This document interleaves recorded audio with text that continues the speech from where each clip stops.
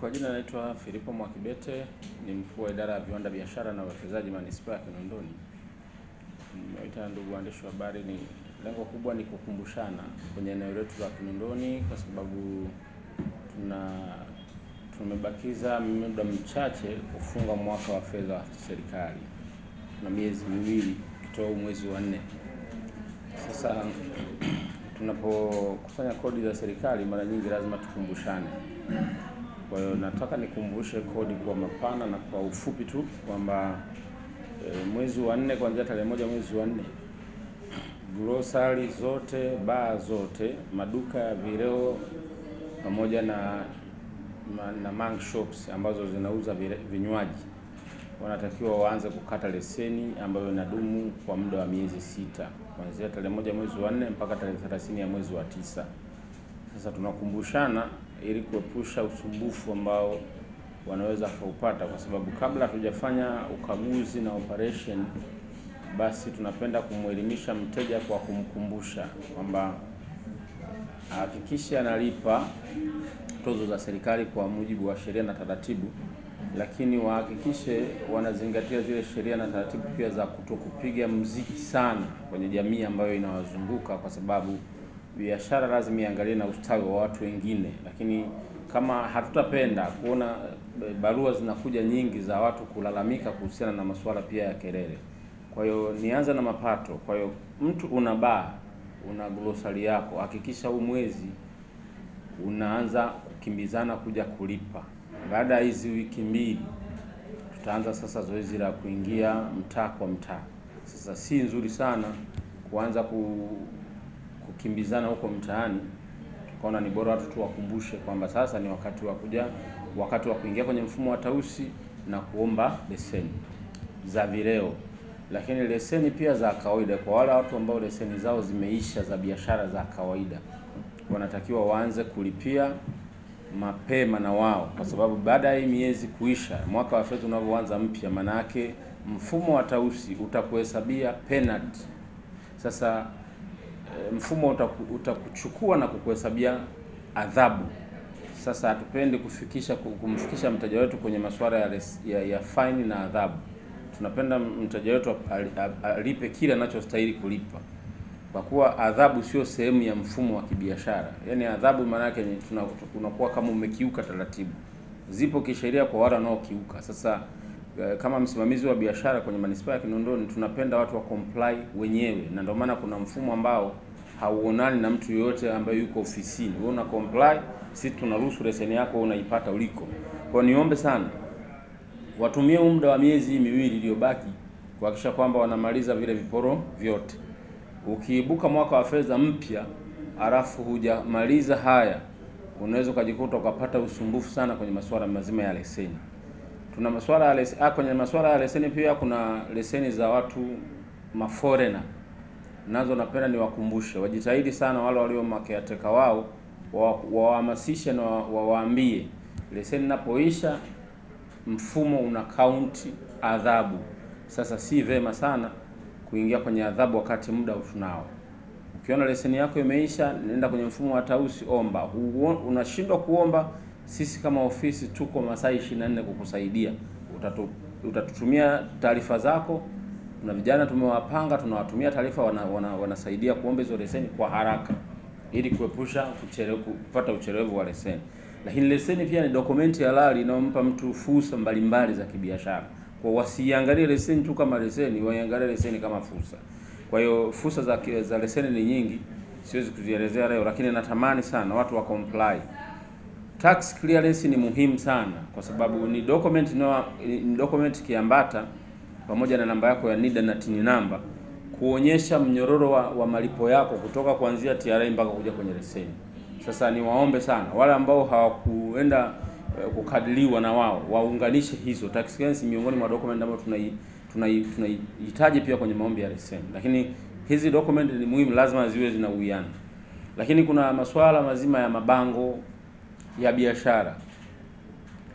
Mabango ya biashara yaliyoko manispaa ya Kinondoni, tunaomba sana mtu ukishaweka bango lako fuata taratibu. Tuna vituo sasa hivi, tuna kanda ambazo zinatoa huduma, kwa maana ya tuna kanda 7 ambazo zinatoa huduma kwenye eneo. Kuna Bunju, kuna Wazo, kuna kanda ya Tegeta hapo ambapo ni Kibo kituo kipo, kuna Mikocheni, kuna Msasani, kuna Namanga na kuna Magomeni. Vituo vyote hivi sisi viko wazi siku 6 za wiki mpaka Jumamosi tupo tunafanya kazi. Hasa tumetoa tu Jumapili. Tunaomba sana watu wazitumie hizi nafasi kuanzia tarehe 1 mwezi huu wa 4 tulioanza kwenda mpaka mwisho wa mwaka ambao tarehe 30 wa mwezi wa 6. Una bango lako lipia, una leseni yako lipia. Pia tuna swala zima la service levy, ushuru wa huduma kwenye biashara zile za kawaida ambazo tunatoa leseni. Mnalipa kwa awamu 4. Maana yake tunaigawanya kwenye miezi mitatu. Na fedha yake ni ndogo. Kwenye mtu ana kioski chake na duka reja ni 48 tu kwa mwaka mzima. Kwa watu wajitahidi walipe hizo ili mwisho wa siku kusiwe na muingiliano wa hizo. Na kuna wale ambao ni wafanyabiashara wakubwa, service levy nafikiri wanajua ni miezi mitatu. Tuwakumbushe. Sasa imebaki miezi 3, wa 4, wa 5 na wa 6. Wahakikishe wanalipa kiporo kilichobaki cha hii miezi. Lakini pia tunakumbushana kwenye wale wamiliki wa nyumba za kulala wageni. Tuna vitabu vya manispaa ya Kinondoni. Usinunue kitabu stationary. Fika Kinondoni, chukua kitabu chako, jaza taarifa za mteja vizuri ili tuje tukupigie hesabu yako kwa kila mwezi unapoisha. Sasa si vema tukaanza kutumia utaratibu wa ukaguzi. Hebu anza kujikagua mwenyewe kabla sisi hatujafika kwenye swala zima la ukaguzi. Tukianza kukaguana tunafika mara tutasema tumeonewa, lakini kitu ambacho wewe unatakiwa comply mapema. Mimi kama mkuu wa idara ya viwanda, biashara na uwekezaji nasisitiza hili kwa sababu tunahitaji Watanzania wafike mahara wa enjoy kulipa kodi. Walipe kodi kama sehemu ya maisha yao na kama sehemu ya biashara. Kwa sababu kodi ni sehemu ya biashara. Sehemu ya mtaji na biashara ni kodi. Kwa unapopata faida kupitia mtaji, basi kile ambacho umekipata basi unalipa na hizo tozo za serikali. Lakini tuna masuala mazima ya masokoni. Niombe sana wafanyabiashara wa masoko wadai risiti kila pale wale watoza ushuru wanapofika.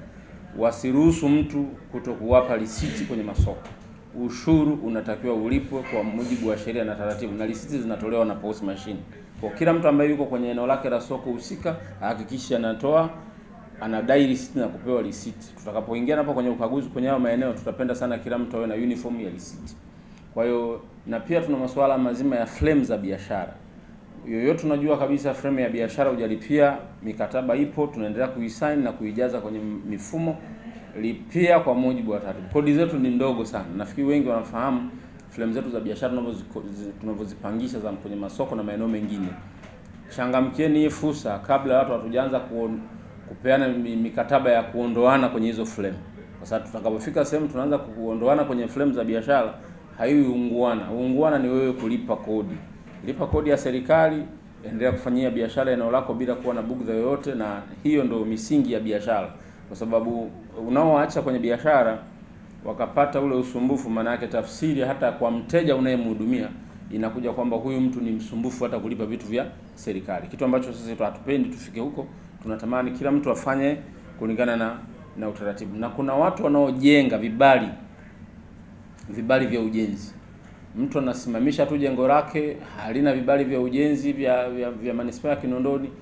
Tukikuta unaendelea na shughuli za ujenzi hujakata kibali, tutakufungia. Sasa si vema umeweka simenti yako hapo, mchanga wako, halafu tunakuja huna kibali, tunasema mfundi asimame. Uungwana ni kukamilisha zile taratibu.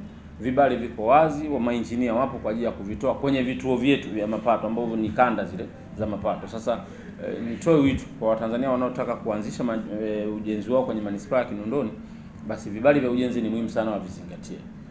Parking. Jitahidini wamiliki wa magari kuswap parking. Unapofika mahali umepaki gari yako, hakikisha unakutana na wale wanaokusanya, wanakupa hiyo risiti yako, unaendelea na taratibu. Kuepuka usumbufu. Kuna wakati mwingine unaweza kuwa na dharura ya safari ya haraka, lakini unasimamishwa kwa sababu ya parking. Niombe sana tufike mahala tulipe kodi kwa mujibu wa sheria na taratibu, na tuzingatie muda tunaokubaliana. Mwenendo ni mzuri wa ulipaji toka tumeanza Julai 1 wa ulipaji. Sasa kipande hiki tunakumbusha kwa sababu leseni nyingi zina expire kuanzia mwezi wa 4 mpaka mwezi wa 6. Sasa si vema sana kumnyamazia mtu leseni na expire, alafu tunaingia kwenye ukaguzi tunakuta ime expire. Anaweza akasema kwa bahati mbaya nilisahau. Sasa ili asiseme kwa bahati mbaya nilisahau, basi ni jukumu letu sisi kama idara ya viwanda, biashara na uwekezaji kumkumbusha kwamba hii sasa leseni yako unaipitia uone inapokuwa imeisha, basi hakikisha unailipia na serikali inapata kodi yake na vitu vingine vinaenda, kwa sababu hizi kodi tunazikusanya kwa ajili ya mustakabali na ustawi wa jamii nzima. Kwa hiyo tunatamani sana kila mtu awe kwenye sehemu yake akifanya kazi kwa utulivu bila kuwa na usumbufu. Sasa walio wengi unakuta leseni ime-expire muda mrefu kaisahau.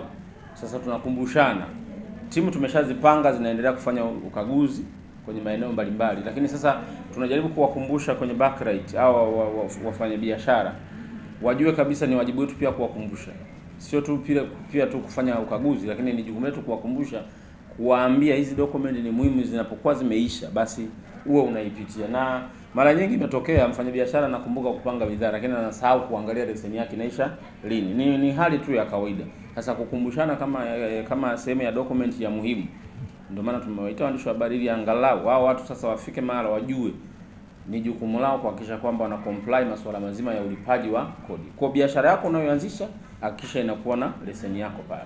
Usifanye biashara bila kuwa na leseni ya biashara, kwa sababu unakuwa umekiuka sheria za biashara. Leseni ni document ya muhimu inayokupa uhuru na uhalali wa kufanya biashara kwenye eneo lolote ndani ya mipaka ya nchi yetu. Lakini kwenye manispaa ya Kinondoni hatutaruhusu leseni yoyote dondoke. Kila mtu afanye wajibu wake, afanye biashara ikiwa na leseni ya biashara. Tumetangaza maeneo 13 ambao watu sasa mbalimbali wameleta maandiko yao kwa ajili ya kuomba kwa ajili ya ujenzi wa uwekezaji wa tofauti. Kwa hiyo sisi kama Kinondoni, kwa maeneo tuliyowekeza kuna masuala ya apartment tunayo, tuna stendi, maeneo ya stendi, tuna masoko. Kwa mfano ukiangalia sasa hivi tumefungua soko la Tandale ambalo lilikuwa ni nafikiri nachukua eneo kubwa. Tuna stendi ya Mwenge, tuna apartment ziko huku Oyster Bay. Yote haya sisi ni maeneo ya uwekezaji ambayo tunajua kabisa kupitia hayo maeneo uchumi wa Kinondoni unaendelea kuimarika. Masoko tumefungua, masoko madogo yapo pia ambayo yanaenda kwenye maeneo ambayo hayafikiki. Sasa yote haya tunajaribu kupambana kuona kwamba hizi fursa za uwekezaji tunazozifungua basi zinakuwa kubwa. Sasa hivi ambacho tunategemea kukipata zaidi, tuna uwanja pia wa mpira wa KMC. Nafikiri mmeuona sasa hivi, nafikiri hata mwaka haujaisha toka umeanza kutumika, lakini mnaweza mkaona jinsi ambavyo timu zinavyokuwepo pale, wanaozunguka na lile eneo, shughuli za kiuchumi zinavyoendelea wakati mechi zinafanyika. Kwa watu wanafanya biashara bila kuwa na changamoto yoyote, lakini mapato ambayo yanaingia kwenye manispaa ya Kinondoni. Sasa nje pale pia hiyo stendi kuna maduka mengi ambayo yanazunguka mle ndani. Huduma nyingi zinapatikana kwenye lile eneo. Sasa niendelee kutoa wito kwa Watanzania kwa ujumla. Tunapotangaza hizi fursa za uwekezaji, tunatamani Watanzania wawekeze mitaji kwenye nchi yao. Waje waombe na wapate haya maeneo. Lakini kwa bahati nzuri niseme Watanzania wengi pia wameomba haya maeneo ya uwekezaji tuliyoyatangaza, na watu sasa baada ya taratibu za kiserikali zitakapokamilika, basi hao maeneo wataendelea kuyawekeza kwa ajili ya mustakabali wa kupata sasa fursa zaidi. Kwa hiyo tuna maeneo mengi bado tutaendelea kuyatangaza kadri siku zinavyozidi kwenda ili kuhakikisha kwamba shughuli za kiuchumi zinaendelea kuimarika katika eneo letu. Sisi swala la kumchelewesha mteja hatuna. Sisi tunatoa huduma masaa 24. Yaani ukija asubuhi kila kitu unakipata madam tu zile taratibu za kawaida. Lakini niseme Mheshimiwa Rais alisisitiza sana kwamba mifumo ya kitaasisi somane. Hicho ndo cha msingi, kwa kuwa mtu akitaka document moja basi document nyingine imkute akiwa kwenye njia sahihi. Kwa hiyo kwa sisi kama Kinondoni, ukiangalia mazingira yetu tunayofanyia kazi, tumeendelea kuhakikisha kwamba mteja wetu au Mtanzania wa kawaida anapata huduma bila usumbufu. Yaani njoo kesho, njoo baadaye kwenye manispaa yetu ya Kinondoni haipo, kwa sababu tunajua mteja kama ana changamoto ni kubwa, tunajua ni namna gani ya kuweza kumsaidia atoke hapa alipo. Kwa mfano tunahudumia mpaka maeneo mengine. Unakuta ni mteja ametoka Ilala hajui, lakini tunawasiliana na watu wa Ilala waweze kumpa hiyo huduma. Lakini kwa uzuri wake hata leseni ya Ilala tunamwombea sisi hapa. Na kuna watu ambao wana transfer biashara zao kutoka Ilala kuja huku. Kuna wengine wanatoka Kinondoni wanaenda Ilala. hicho vipengele kama hivyo huwa tunavifanya ndani ya dakika 10 mpaka 15. Ni kitendo cha kuandika barua, mimi na sign, huyu mteja anaondoka zake, anaenda kwenye eneo analotaka kwenda. Kwa mpaka mfumo wa transfer sasa hivi leseni uihamishi tu, lazima sisi tuipitie, lakini uzuri wake ni kitu cha dakika chache tu mtu anakuwa ameshaondoka kwenye eneo letu.